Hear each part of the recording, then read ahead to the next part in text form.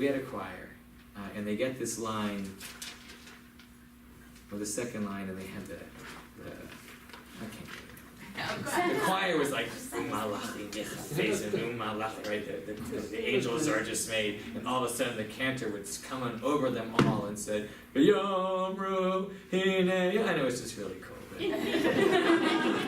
If you could hear it, it made my day, and that's. But the point is, there is a point to this, because I've heard people explain it in their own way, that a lot of times the prayer is the emotions. And I know that people in this room have memories of a certain Rosh Hashanah or a certain Yom Kippur, and I think that the purpose of music is to evoke those kinds of memories. So again, sort of letting the mind wander. You know, it would be good yeah. if, like, after 6 months, you could have like a mini Rosh Hashanah Yom Kippur, just to review. So, how am I doing in these 6 months? I'm going to do this. You know, we have that. It's called Pesach.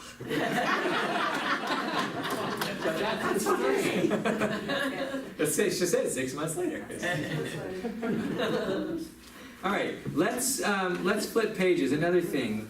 Let's turn to page 304.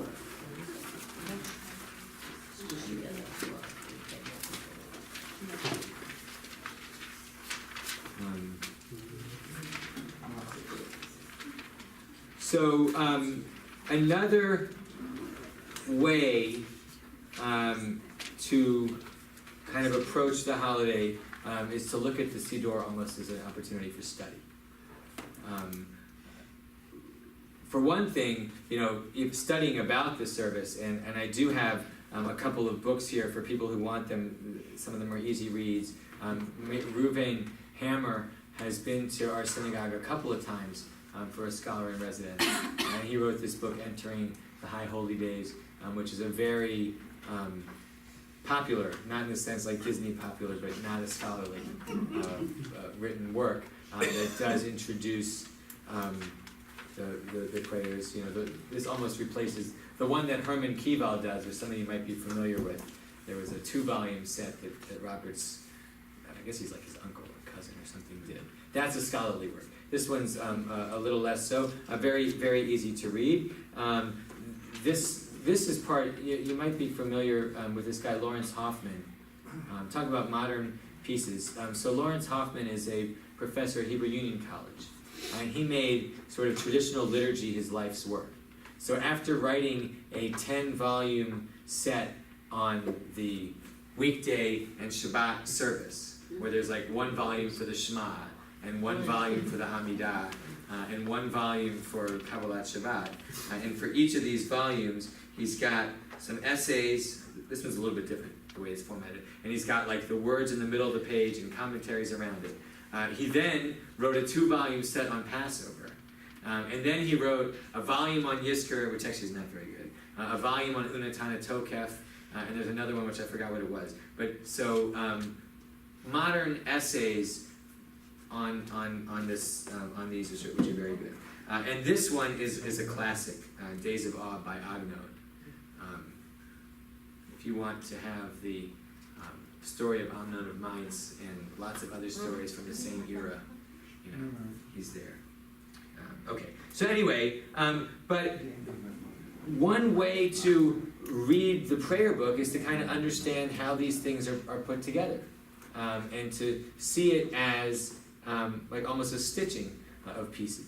Again, one of the downsides of the book is the fact that there are no kind of explanatory notes. So on page 304, we have one of the highlights of the day. I know as a kid it was always my highlight, because I always enjoyed seeing the cantor get down on his knees and all of that. Aleinu was written in the 3rd century by a man named Rabbi, and it was written for Rosh Hashanah. It was written to introduce the Malchuyot section of the service. The Rosh Hashanah Musaf is divided into 3 parts, which are Malchuyot, Zichronot, and Shofarot. Malchiot means kingship, royalty, right? Zichronot is God who remembers. Shofarot is the trumpet blasts, but it's looking forward. So that the tradition is the shofar will be sounded when the Messiah comes, kind of a thing. So, but looking, and so each of these sections has an introduction, and then it has 10 verses from the Bible, and then it has a conclusion. And some of these are interesting. So on 304, to me there is an emotional connection, but we also know that Aleinu became so popular that we conclude every service with Aleinu. Aleinu is kind of an interesting one to study or to meditate on the English. On one level, it's a very familiar prayer, right? Most of our kids know how to sing it. On another hand, it's theologically troubling, right? Shelo asanu kegoyei ha'aratzot, who hasn't made us like those other nations. Velo samanu kemishpachot ha'adama, and didn't make us like the other families of the earth. Shelo sam chalkenu kahem v'goralenu kechol hamonam, who didn't make our portion, who didn't put our portion along with theirs, right? We're the ones who bless the God, the Holy One, right? They didn't. Interesting history here. First of all, if this is bad, that we're not like the others, the traditional Aleinu is actually worse. There's an extra line in the traditional Aleinu that says, Shehem mishtachavim lahevel varik, that they bow to futility and spittle, and aren't able to pray to the Holy God. If you go to like Crown Heights, when they get to the word reek, spittle, they spit. And actually, if you take the gematria of reek, it's actually the same gematria as Yeshu, Jesus. And that probably was intentional. The Jews self-censored that line in the 15th century. Took it out. For fear, or whether it was forced or fear, there's a question of that. The Orthodox Siddur put it back. Even so, though, but then you have this, even what we have left, you know, how do you deal with this in a modern world where we believe in universalism, and here we're talking about, you know, us being so much better.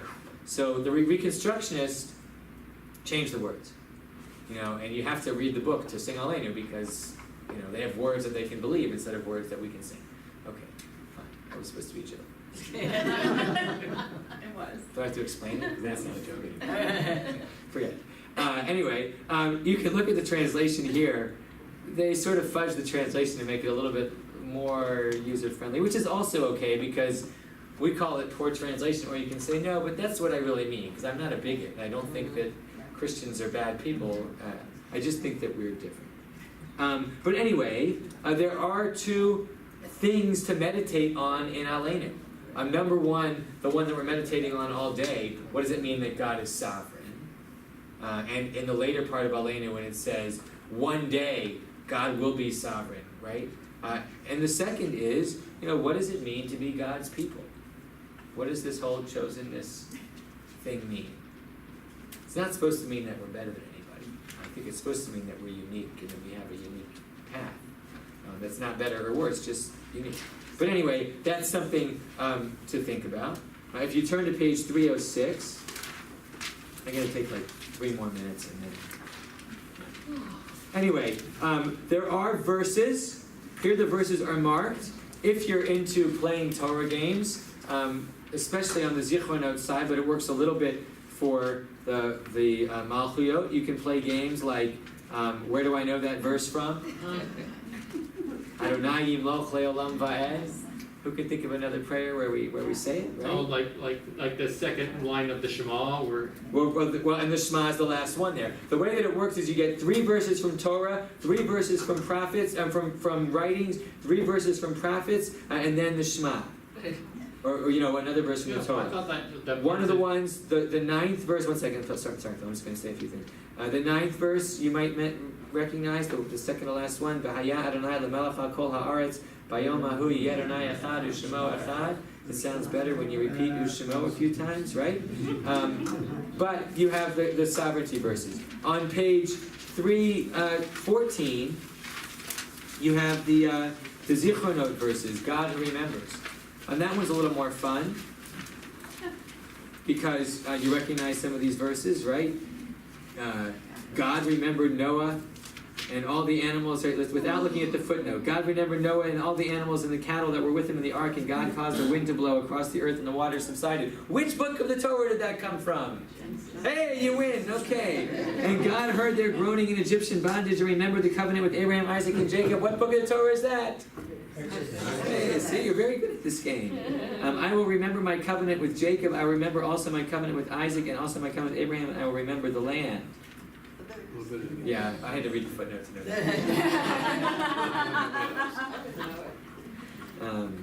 that. There's a musical piece that I think Ken or Josh does. I know that Alana does it. It's beautiful. For the end, that last line, Haven Yaker Li Ephraim, is Ephraim my precious son. That's from the Haftarah on the second day of Rosh Hashanah. So you can play that game.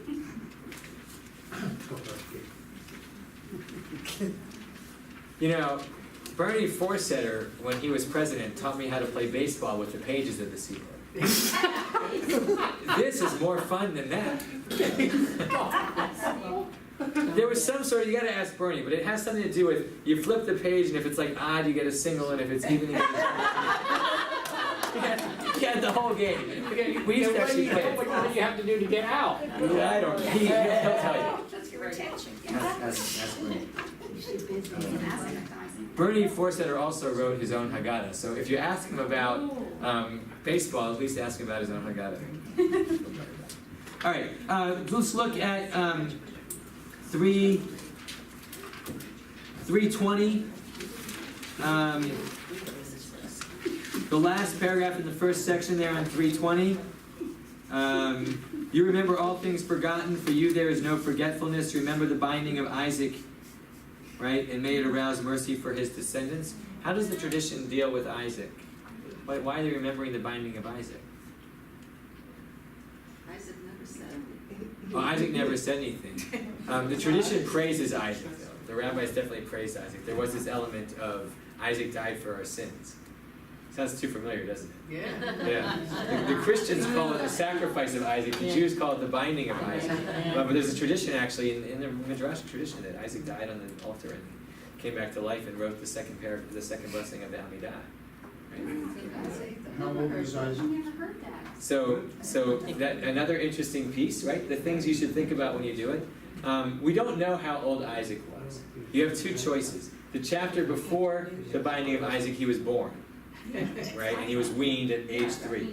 The chapter after, Sarah dies, and she was 140, 20, whatever it was. You know, he was 37. She was 127 when she died. So he was either 37 or 3. The rabbis chose 37 because for the rabbinic tradition, Isaac was the ultimate willing observer of God's law, and there's even a midrash that says, please tie me down. I wouldn't want to squirm and somehow move and mess up this whole sacrifice. Well, a 2-year-old wouldn't have the knowledge or the understanding. You could say anything between 3 and 37. Well, first of all, you could make the case, Alice, that he didn't have much understanding. As you said before, he doesn't talk much in this thing. So he has to be strong enough to carry the wood, but he doesn't exercise a whole lot of understanding in the text. So you could make that argument if you wanted to. Yes? Before or after, was there ever an attempt at human sacrifice? So there are lots of different ways to interpret the Akedah, and one way is to say that it was a polemic against human sacrifice because of the ending of the story. That's actually the description that the old Silverman Machzor used to have as to why we read that.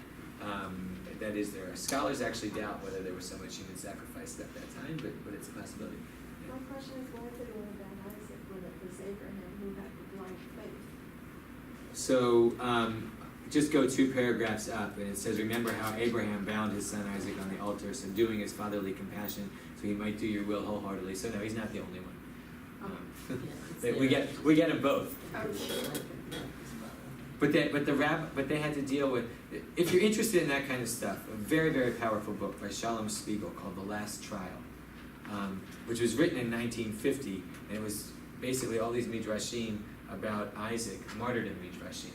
It was written just after the Holocaust, and explicating all of these in a very readable way, midrashim that basically have Isaac as the ultimate martyr, which makes Abraham the killer, and that's part of the thing. And that's actually, I think every rabbi in America is going to speak on Elie Wiesel at some point during the holiday. So I'm working on my sermon on Elie Wiesel. And, he was a big fan of Isaac. And for him, Abraham's the killer, though. Right? Abraham's the God who let me down. So, anyway, that was far afield. We also have shofar blowing, which is a great thing for silent prayer. And we're not really going to have time to read the end because 9 o'clock's late. I don't want to end late. But I will just say that the shofarot, they go kind of both ways. The Torah says that shofar was blown at Mount Sinai, which means, when you carry the typology forward, that the next time God reveals himself, the shofar will be blown, meaning the Messiah. So the verses become a combination of the past and the future. But you can play this game with the Torah reading. You can play this game with the verses. Sometimes people do come up to me after services, and they think they're letting me down by saying something to the effect of, I stopped listening because I was so concerned with my question, Rabbi. And I'm thinking to myself, no, that's what you were saying. They don't actually say it that way. But it becomes like they're, well, what do you think of this? I was actually thinking about something that I read in the Siddur, or I was thinking about something that I read in the Chumash. That's what we're supposed to be doing. And I could give you all kinds of ideas about the Torah reading, but that would take more time, and I'm just going to look very quickly to see if there was anything small that I wanted to say. No, prayer is personal. Ask questions about the Torah reading. Shofar is silent prayer. I think I got that in there. Thanks, everybody, for being here. Meaningful holiday, and write questions, email questions, whatever. Thanks. Can you flip the button there and turn I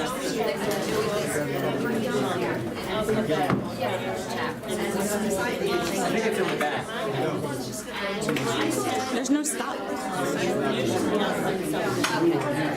just the button in the back. You just push it. I think I did it. It's still showing a red dot, but I pushed that one.